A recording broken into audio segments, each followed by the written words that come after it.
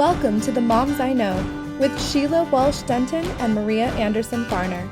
Two moms on a mission to reclaim childhood and take you from surviving to thriving on your parenting journey.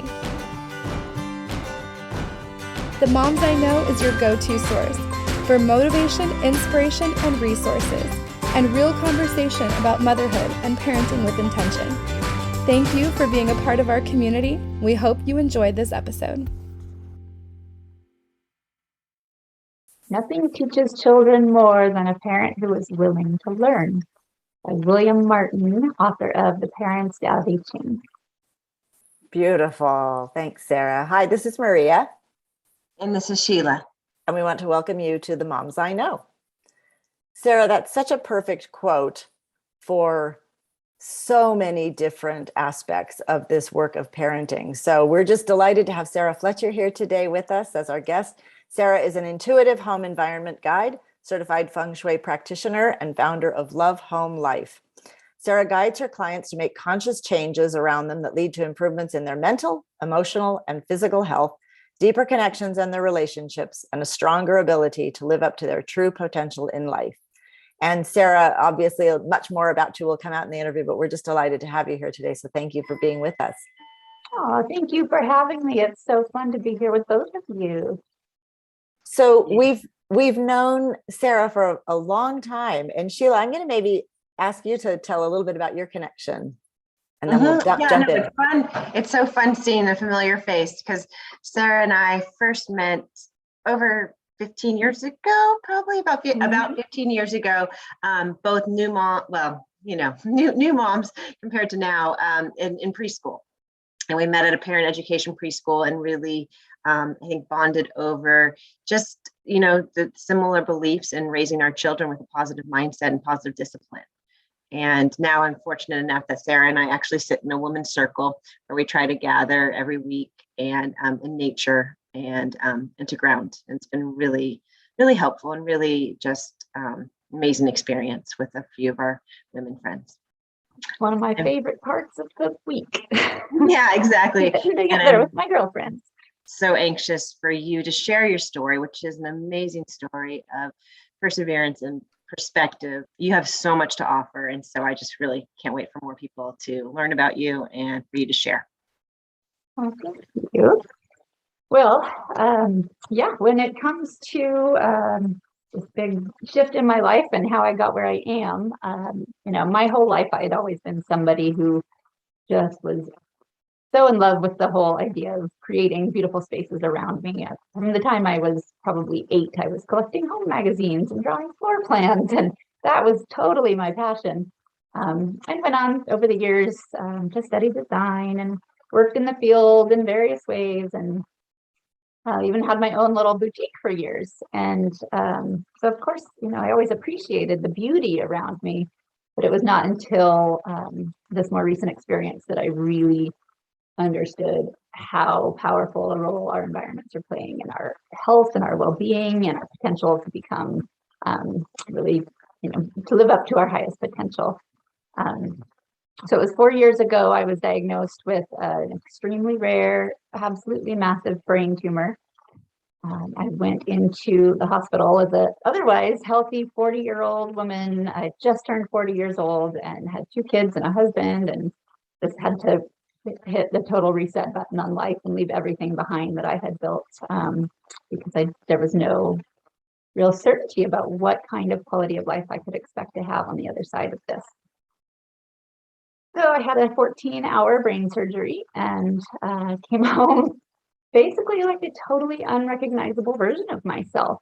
I could not walk at all. I had no strength, no coordination, no balance. So even trying to use a walker was super challenging. I needed people around me on all sides. I struggled to eat and drink with any ease. I had half my face paralyzed. I couldn't see straight. So my life was just, I was an invalid on the couch 24/7, with no real prognosis about what I could even expect. How long will this take? Will I ever return to anywhere close to who I was before? And so you can imagine how overwhelming these adjustments were, trying to deal with all of the emotional aspects of this, the physical aspects of this, the logistical aspects of still being a wife and a mother and being so absent in this life on the couch. So of course, I was 40 years old and wanted to do everything I could to try to give myself the best chances of a strong recovery. So I took the advice of, I think, 9 different medical professionals at that time who I was seeing. I had all of these people in Western medicine, the Eastern medicine, acupuncture, mind, body. I'll do absolutely anything anyone says just to help me try to rebuild some kind of life. So I did it all, and for weeks I expected there to be some sort of little positive shift, and there was just nothing. There was nothing changing. Nothing was getting better. I spent weeks having some days even worse than the first day I came home from the hospital. So just, as positive as I was trying to be, as hopeful as I was trying to be, I was getting pretty depressed and feeling really discouraged, looking around at my family and the impact this was having on them. My kids starting middle school and high school, having a totally absent invalid mom living on the couch, my husband managing their care and my care, and a very demanding full-time job. Just the stress and the heaviness and the darkness on our household was so just hard to watch and hard to experience. And so there was just this one day where I looked around at my environment, really feeling like my absolute low and feeling like I had already tried everything. And maybe this was just our life going forward. And what I noticed for the first time, even though I was there 24/7, I just looked at my environment in a new way. And when I looked out just in my living room, I realized it feels like a hospital scene. It's driving me absolutely crazy. It feels like a hospital scene.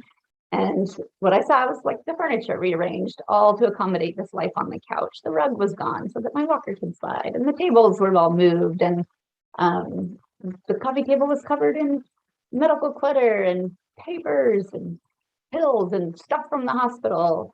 And so, of course, these were things that I wasn't going to care about when I'm literally in survival mode.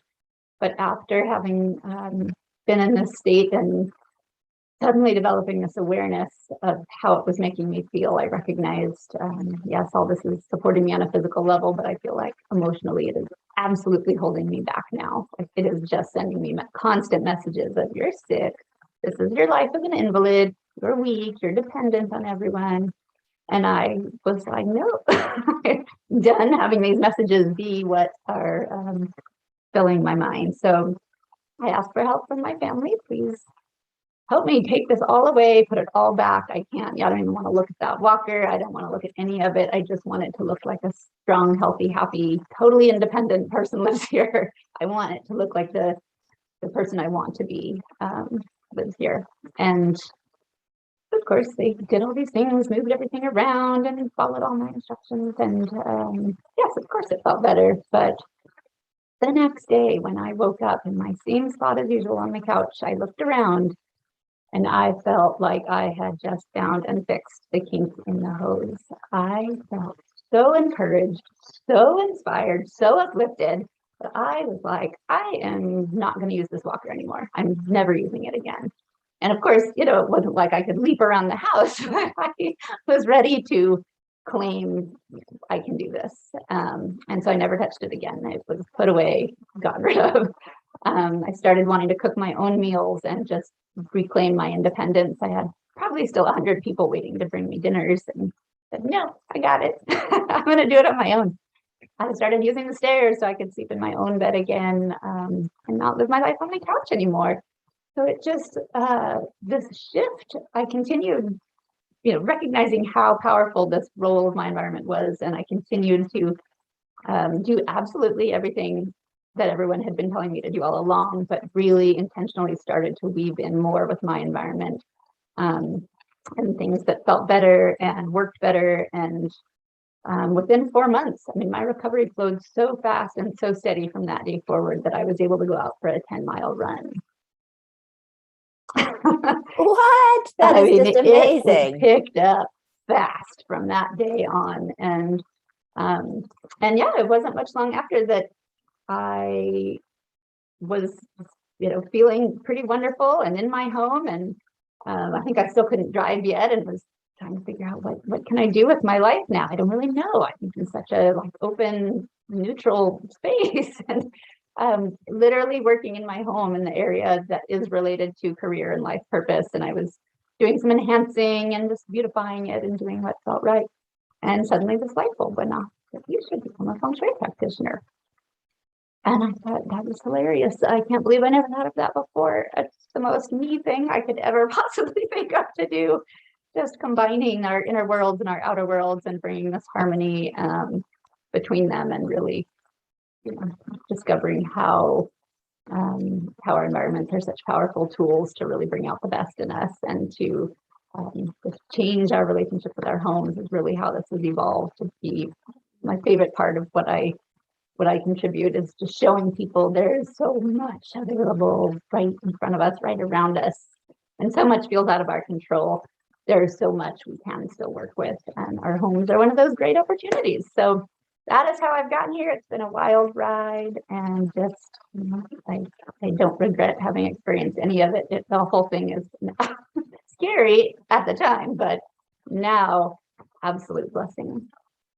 Your story is so inspirational, Sara. And, it's and I've been with you and everything, but yet there's still pieces that I did not know. And I just think that there's almost two stories here, in the sense of you overcoming. I mean, you were the marathoner. Your family's very key in our community, with your husband being principal. You have these, you have a big impact. And then all of a sudden, this diagnosis where you dealt with it. And I just love how you came out of it. And I don't know if people know, but Sara has a side business besides a Feng Shui. It's called Rugged Grace, and which is her jewelry. And I feel like you so embody that rugged grace. And I just really so there's that piece that I wanted to hear more about, just of how you have persevered. Because I also know a piece of it was doing Toastmasters, right? And having your voice being heard and everything. And that kind of helped you propel this new business. I mean, you've been in it now for a couple of years. Mm-hmm. Yeah. And so, yeah. And then, but the impact you're having more so on these people who are full on life changes, and I don't know, it just blows my mind, Sara, how far you have come in just a short amount of time. So I just want to say thank you for being here, and thank you for sharing your story. There's so much more to talk about.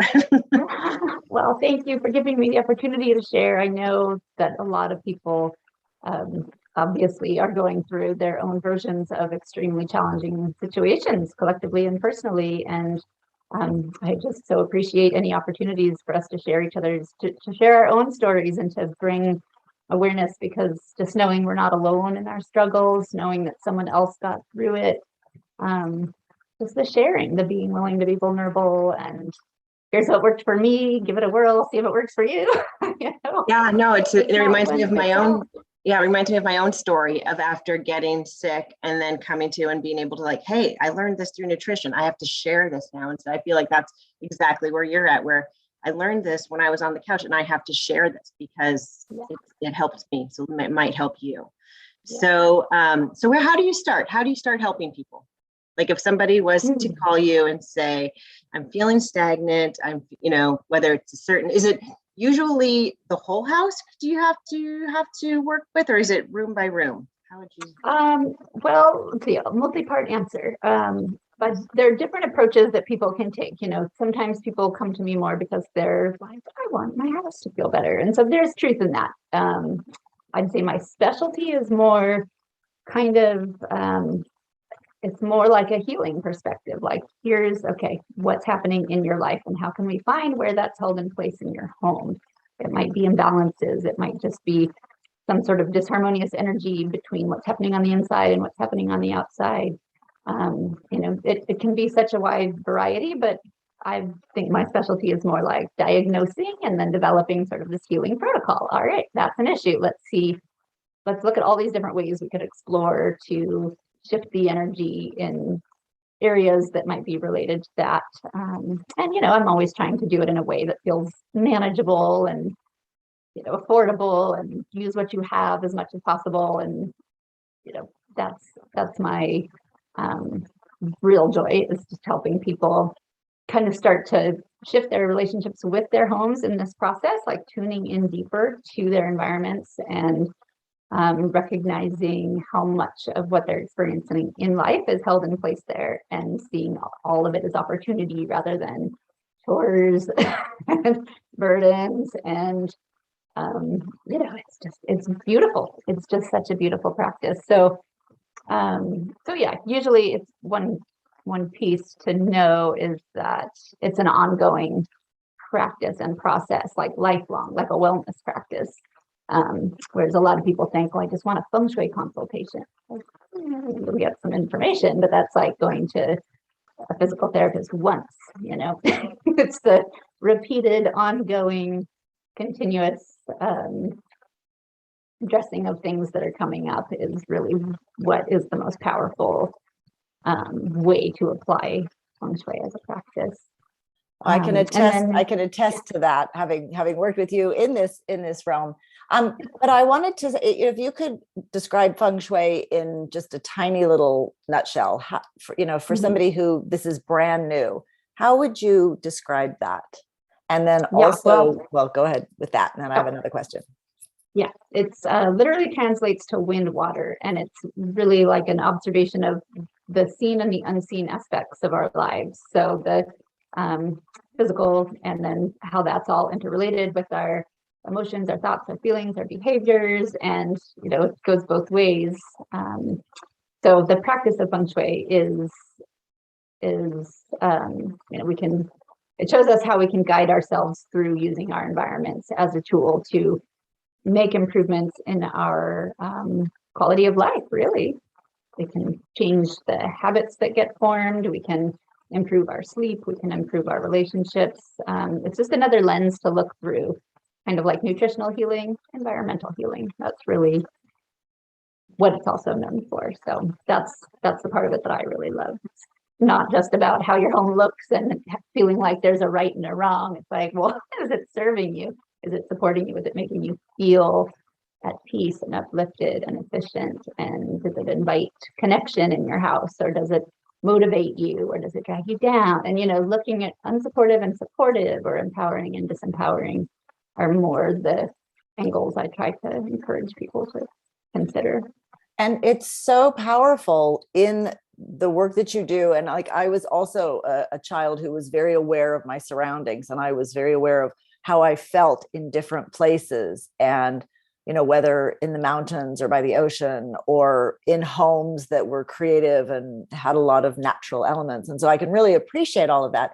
And also, having worked with you just at the kind of beginning stages, I really see how it is this process. And I had this image of like the unfolding of the the onion, the layers and layers. But you have a quote on your website about the spiral, and I'm wondering if you can share, because it's like this continual process that we're always, whether it's our inner child work or it's our nutritional healing, there's always more we can be uncovering or unpacking or adding. So I'm wondering if you can kind of relate that spiral piece there. Yeah. And yes, the onion is such a great analogy, because I think of that one often too. But yes, there's this quote that I came across years ago. I'll read it and I'll tell you where it's from. As one of humanity's oldest symbols, the spiral represents eternal change, reminding us that life is not a straight line. It symbolizes new beginnings, renewal, and hope for the future. May we live in celebration of our quest for growth and love of life. So I came across that bottle, and this is the part that's always a little embarrassing to admit, but it was on the back of a wine bottle years and years ago.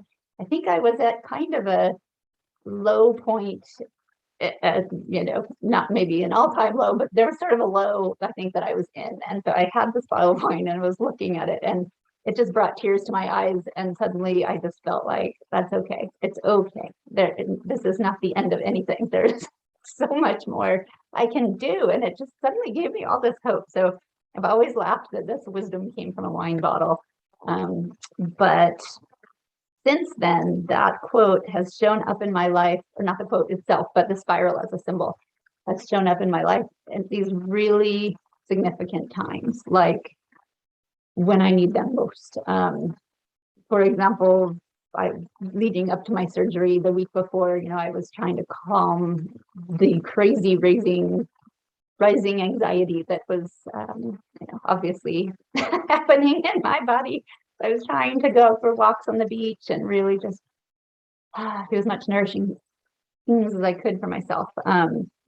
But I remember walking along my favorite beach where Sheila and I, with our girlfriends, meet, and I got to the edge of the pier, and there was this gigantic seaweed spiral sitting there, huge. I mean, probably 3 feet wide. Somebody just decided to make a giant spiral and leave it there. And I remembered that quote, and I immediately had to look it up. I'm like, that is a message I need to hear right now. And it just relaxed me so much to know, like, it's okay. This is not the end. This is the beginning of something. I don't know what it is, but it's the beginning of something. So, then fast forward another year or so. And again, it was when I had decided to become a Feng Shui practitioner. And when I first opened the training materials, giant spiral on the front, and said, this is what Feng Shui is. It is this dance of the inner and outer work, and just continuing to evolve, looking at all of the things we can be looking at, and just knowing we're continuing to evolve. There's no end to this, and no right or wrong. It's just keep going. Look over here, look over here. I just get so much comfort from that. So of course I have spirals all over my house, especially in the form of a shell. So those are really special symbols for me, but I've shared that quote many times and people all appreciate the message. You're paying attention to these messages that are coming too. And I mean, I'm listening to your whole journey, and it's a spiritual unfolding. And what you have done is you've paid attention to these moments, and you've really deepened your consciousness around this. And then the whole practice that you are, doing with your Feng Shui business is really helping other people to deepen that. And I just love all of these parallels and the symbols and the way things are, I shouldn't say parallels, the spiral of just this beautiful unfolding, and this story of just courage and inspiration and tenacity. And it's incredible. And then the work that you're doing, the few things that I've been able to implement, for those of you who have been listening, for years, moving from a house that we designed and built to this house that is very quirky, and yet taking Sara's ideas and implementing them has helped immensely. And I'm also looking at, how much more we need to do. And again, seeing how it's affecting me physically, emotionally, all of this. So, so grateful for that. Do you have mentors that you have studied with? In Feng Shui, Tara Catherine Collins is one of my, she flowed into my life, and there are many wonderful Feng Shui practitioners out there. But again, I think because I was in this place of total surrender, she is someone who came into my life as the just right mentor for me. So we hit it off, and it's been nothing but synchronicities since. So yes, in terms of Feng Shui, she is one of mine. And the other big names that I'm sure we all appreciate, Glennon Doyle and Brene Brown, and those wonderful women. But really what I've been realizing more and more lately in this just appreciation for the people around me is that everyone around me feels like a mentor in some way. They're my friends who are so creative, or my daughter who's so creative. You're kind of like my mentor in terms of creativity. Look at you, how we go for it. Or look at, a friend who's, like you, both of you, in parenting. I have my parenting mentors, and I have my health mentors, and I have my fitness mentors, and my business mentors. And so I just feel like I've surrounded myself with all of these wonderful people who aren't necessarily all wildly famous or anything, but it's like they're just all these treasured mentors in my life. And that is the real gift that this last few years has brought. I've met so many more people just because of the changes we've had to make, the pivots in our businesses and platforms. And I have just had a flood of wonderful mentors come into my life, who become friends and colleagues and clients and and I've become clients of theirs, and it's just been a real inspiring place to be, surrounding yourself with people who are all doing what they're meant to do, living very true to their own purpose. I think there's truth in that the universe provides, and it's just really, if you're paying attention, will you see the signs? And I think you have shown us that, yeah, like you're living proof of that. And I feel it's very similar things that show up for me.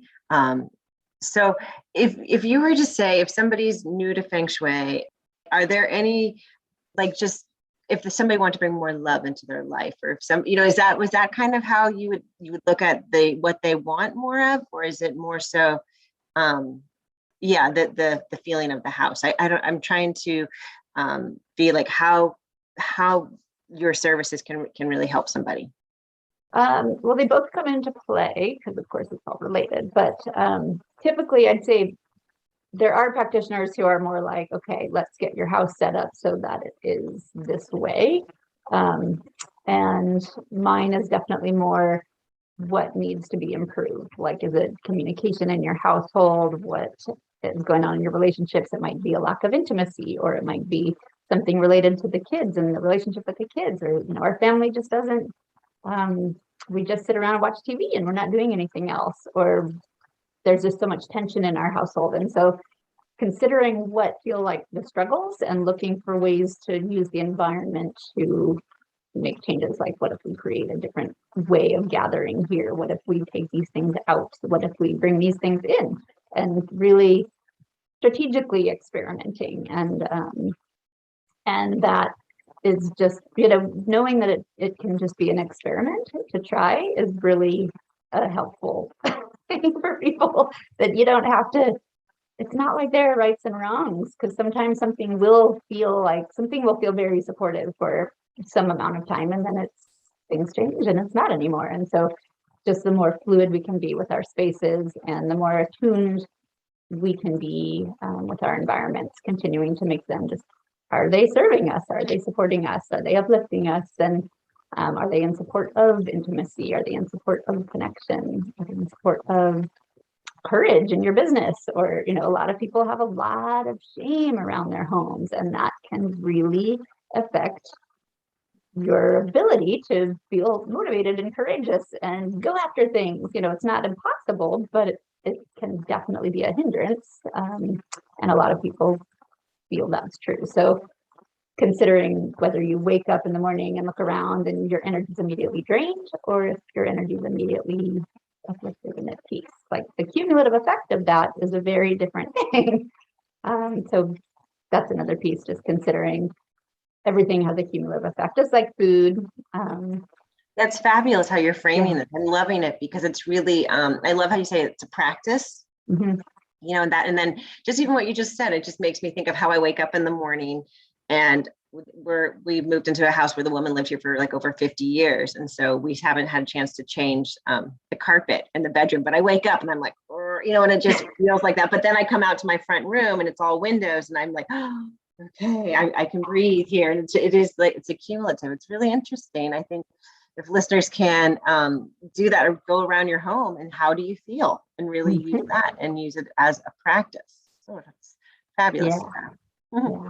I like to think of our homes, like we've got our physical bodies, but I like to think of our homes as kind of like the next level of that, like this extension of our energy field, or almost like, a little chicken and egg, where it's like, all right, if that little egg is filled with things that are totally harmful, toxic, making you miserable, like how's that chick gonna thrive compared to if that's just filled with the most, nutrient dense, wonderful, like golden necessary kind of stuff. Like what's around us is we're receiving it through all of our senses. It's so much about the nervous system and the cumulative effects of our nervous system. So very, very aligned with occupational therapy. So, some people still just think, oh, this is really out there stuff. Like, I don't believe in it. And lots of issues around skepticism in that way. But it's very scientific, very scientific. just the effect on your nervous system and our senses, and people notice a difference pretty quickly. They just might have a hard time getting on board initially, but if you're open and willing to try, it generally serves quite well. And I love how you offer so many suggestions and you implement things, like on your website and with your emails, and what you share on Facebook, where you're giving ideas that don't cost much or anything. I mean, you're upcycling, you're recycling, you're changing, you're shifting, you're bringing things in from nature. And so, I'm thinking listeners might be saying, oh, well, but I can't afford to buy all new furniture, or I can't afford to, knock out walls or whatever. But you really are able to do this with so many great ideas. Thank you. Yes, that is, I think, one of my most favorite parts, is just seeing how resourceful we can be. It's definitely important to me to curb consumerism in this whole practice, and to obviously, for most people who are frustrated by their homes, they're living with too much stuff. So it's certainly generally free to be letting go as a practice of making your home more nourishing, but at the same time, really being mindful of how much you really need to bring in that's new, because we have so much available secondhand. My own home is probably 90% secondhand stuff. And I'm very proud of having converted many clients who were like, I don't do secondhand. And now they're like, oh my God, I just got $1,000 rug for $20. It's gorgeous, and it totally tied their room together, and they're thrilled. And now they can do so much more with their environments, because they're just discovering there's so much free stuff, there's so much affordable stuff. I can sell things and buy new things secondhand, and basically it's a wash. I'm constantly redoing things and spending $0 because there's so much available secondhand, and it's just a fun process. And I think it helps to create homes that have more character too, because you're not just buying these curated scenes out of stores. You're actually like given the opportunity to tune into what's really speaking to you, set aside from the scene that is trending right now. So that, making it affordable, showing people they can have a beautiful space without needing to be buying anything new, without there's so much to it. There's so many layers, but yes, absolutely, the affordability piece I'm always fighting for. So I love that. And I'm feeling like, our listeners are going to be saying, okay, like, how do I get started? But I wanted to give you a chance. Is there anything else before we wrap this up that you want to make sure that everyone hears? I'd say just really give yourself grace with the state of your home that it's in now, because a lot of factors have contributed to it, and some of them we're not even aware of. So, just considering that your home is more than just a shelter, and that it's beautiful opportunity to create almost more like a partnership. Like when you nourish your home, it nourishes you back. So that's the little seed that I like to go around planting, rather than thinking of it as like chores or keeping up with the Joneses or doing anything, that isn't just for your own well-being. That's what it's really about for me. And the message that I'm putting out in the world is, this is an opportunity to help you become your best self, to really, make your way through any obstacle. There's just always something we can be doing with our mindset, something we can be doing in terms of our actions and strategies, and something we can be doing in our environment. And I call that like the three-legged stool, the being, doing, receiving. And we just have all that opportunity to work with. That's the seed I hope to plant and spark a little hope for people that if you're totally overwhelmed by your home, it's it's a process. It doesn't have to be all or nothing. So how can people find you online? Because you have tons of offerings that are, you offer a lot of free stuff and a lot of places for people to enter. So can you tell people where we can find you? Yeah, my website is lovehomelifecenter.com, And I do have a bunch of events coming up. I'm starting a whole new series that I'm totally excited about. I haven't done this before, so it's going to be focusing on 1 or 2 rooms at a time and really giving them an ultimate transformation, declutter, organizing, decorating with intention, and really relating it to health and well-being and connection and living up to your potential. So if you go to my website, you'll just see an opportunity to sign up for my mailing list or to join my Facebook group, and whichever one feels like a fit. I'll be certainly spreading the word in both those places about all the upcoming events. So yeah. Fabulous. Thank you so much, Sara, for joining us this morning. I know. I can't wait to learn more. So thank you.